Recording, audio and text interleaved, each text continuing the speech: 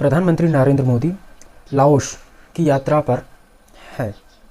यहाँ उन्होंने पूर्वी एशिया शिखर सम्मेलन EAS को संबोधित करते हुए हिंद महासागर क्षेत्र और दक्षिणी चीन सागर में शांति और स्थिरता पर बात की। प्रधानमंत्री नरेंद्र मोदी जी ने इस मंच से हिंद प्रशांत क्षेत्र की सुरक्षा और शांति पर काफ़ी जोर दिया।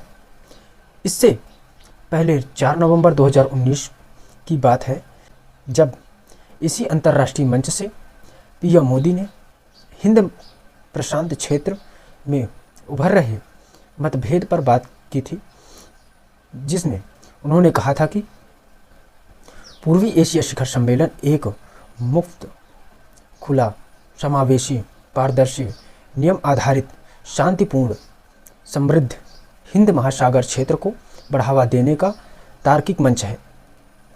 यह संप्रभुता व क्षेत्रीय अखंडता और समुद्री कानूनों के पालन पर जोर दिया जाता है।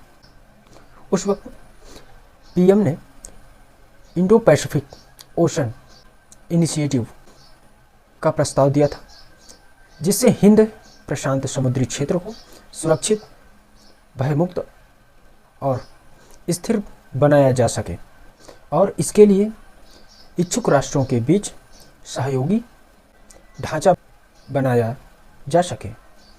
जानते हैं मोदी के उसी भावुकता समुद्री क्षेत्र के विजन के बारे में यह इतना ज़रूरी क्यों है। यह भी जानेंगे कि आखिर में मंच किस तरह का है। समुद्री सुरक्षा क्षेत्र को लेकर मोदी के 7 सूत्र। राजनीतिक विश्लेषण डॉक्टर राजीव रंजन गिरी कहते हैं कि 4 नवंबर 2019 को भारत ने शिखर सम्मेलन में अपने प्रस्ताव में राष्ट्रीय सहयोग और सहभागिता के 7 मूल पहलुओं की पहचान की थी, जो रणनीतिक रूप से मोदी जी के 7 तीर भी हैं। ये हैं समुद्री सुरक्षा, समुद्र इकोसिस्टम, समुद्री रिसोर्स, क्षमता निर्माण और संसाधनों का बंटवारा, आपदा जोखिम में कमी और मैनेजमेंट, विज्ञान, प्रौद्योगिकी सहयोग और कारोबारी कनेक्टिविटी व समुद्री परिवहन। PM मोदी के यह सूत्र हिंद महासागर क्षेत्र में चीन को दबाने का काम कर सकते हैं। पूर्व एशिया शिखर सम्मेलन का गठन 2005 में किया गया था। यह हिंद प्रशांत क्षेत्र में प्रमुख राजनीतिक, सुरक्षा और आर्थिक चुनौतियों पर रणनीतिक बातचीत और सहयोग के लिए 18 देशों का एक मंच है। इस मंच का विचार सबसे पहले 1991 में तत्कालिक मलेशियाई प्रधानमंत्री महाथिर बिन मोहम्मद ने दिया था। उन्होंने उस वक्त पूर्व एशिया समुद्र बनाने की बात की थी। पहला पूर्व एशिया शिखर सम्मेलन 14 दिसंबर 2005 को कुआलालंपुर, मलेशिया में आयोजित किया गया था।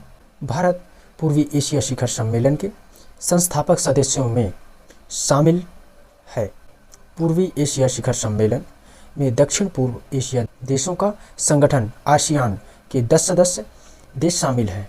Brunei, Cambodia, Indonesia, Laos, Malaysia, Myanmar, Philippines, Singapore, Thailand और वियतनाम के साथ ही 8 सदस्य देश ऑस्ट्रेलिया, चीन, जापान, भारत, न्यूजीलैंड, कोरिया गणराज्य, रूस और संयुक्त राज्य अमेरिका है। राजीव रंजन गिरी के अनुसार पूर्वी एशिया शिखर सम्मेलन के सदस्य विश्व के लगभग 54% आबादी का प्रतिनिधित्व करता है तथा वैश्विक सकल घरेलू उत्पाद में इसकी 58% भागीदारी है। पूर्वी एशिया शिखर सम्मेलन एक अस्थायी केंद्रित मंच है जिसकी अध्यक्षता केवल एक आसियान सदस्य द्वारा की जा सकती है। पूर्वी एशिया शिखर सम्मेलन की अध्यक्षता कौन करता है? आसियान का अध्यक्ष EAS का भी अध्यक्ष होता है तथा प्रतिवर्ष 10 आसियान सदस्य देशों के मध्य बारी बारी से इसकी अध्यक्ष की जारी की जाती है। सहयोग के प्रमुख क्षेत्र हैं पर्यावरण और ऊर्जा, शिक्षा, वित्त और वैश्विक स्वास्थ्य संबंध मुद्दे, प्राकृतिक आपदा प्रबंधन, आसियान देशों के मध्य संपर्क, आर्थिक व्यापार और सहयोग, खाद्य सुरक्षा और समुद्री सहयोग। भारत वैश्विक परिषद में रिसर्च रहे डॉक्टर एम.जे. मनीरन एओ के एक लेख हिंद प्रशांत और भू राजनीतिक क्षेत्र में पूर्वी एशिया शिखर सम्मेलन की भूमिका में कहा गया है कि 2021 में ईएएस सदस्यों ने दुनिया की करीब 54% आबादी का प्रतिनिधित्व किया, जिसके सदस्य देशों ने अनुमानित रूप से 57.2 ट्रिलियन डॉलर मूल्य का कारोबार किया, जो वैश्विक जीडीपी का 59.5% है। यह मजबूत और तेजी से बढ़ती अर्थव्यवस्थाओं वाला देश है। इसे अमेरिका और यूरोप के बाद विश्व अर्थव्यवस्था का तीसरा ध्रुव माना जाता है। पूर्वी एशिया शिखर सम्मेलन में 4 प्रमुख आर्थिक भागीदार देश जापान, चीन, भारत और कोरिया 12 उच्च रैंकिंग वाले वैश्विक अर्थव्यवस्थाओं में शामिल हैं। ईएएस देशों के बीच वित्तीय और मौद्रिक सहयोग इतना ज़्यादा है कि उनका संयुक्त विदेशी मुद्रा भंडार 3 ट्रिलियन डॉलर के पास जा पहुंचा। भारत, जापान समेत चीन का हिंद प्रशांत क्षेत्र में तकरीबन हर देश के साथ कुछ न कुछ विवाद बना हुआ है। दरअसल चीन के मंसूबे नापाक हैं। उसकी दक्षिणी चीन सागर से लेकर हिंद प्रशांत क्षेत्र में अपना प्रभुत्व बढ़ाने की टेढ़ी नज़र है। इसके अलावा इस क्षेत्र में चीन कारोबार और निवेश के क्षेत्र में भी भारत को अपना प्रतिद्वंदी मानता है। Doctor MJ. मरीरन एओ कहते हैं कि विश्व ईएएस का मकसद समुद्री सुरक्षा के साथ साथ समंदर में मुक्त कारोबार क्षेत्र विकसित करना भी है। यही वजह है पीएम मोदी समंदर को मुक्त बनाना चाहते हैं। वह चाहते हैं कि समुद्री सुरक्षा होने से हिंद प्रशांत देशों के बीच समुद्री कारोबार ज़्यादा बढ़ेगा।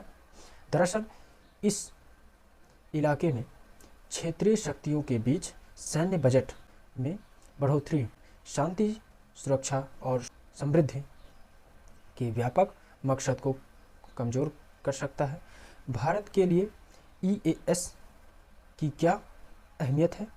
भारत के लिए ईएएस इसके तेज़ी से बढ़ते आर्थिक और राजनीतिक ताकत को मान्यता देने वाला मंच है। आसियान और अन्य बहुपक्षीय देशों के साथ बहुआयामी संबंध बनाने और द्विपक्षीय संबंधों को मजबूत करने के लिए भारत ने अपनी एक्ट ईस्ट पॉलिसी पर बल दिया है, जिसके लिए ईएएस महत्वपूर्ण साबित होगा। दक्षिण चीन सागर में चीन की दबंगई और उसके बढ़ते निवेश की प्रकृति ने आसियान देशों में भारत को एक ऐसे संभावित शक्ति के रूप में देखने के लिए प्रेरित किया है जो चीन को संतुलित कर सकता है। भारत समुद्री क्षेत्रों में बड़ा पावर बन सकता है। भारत की शक्ति सेवा क्षेत्र और सुरक्षा प्रौद्योगिकी में है। वही जापान के पास एक मजबूत पूंजी आधार भी है। धन्यवाद। लिंक डिस्क्रिप्शन में मिल जाएगा।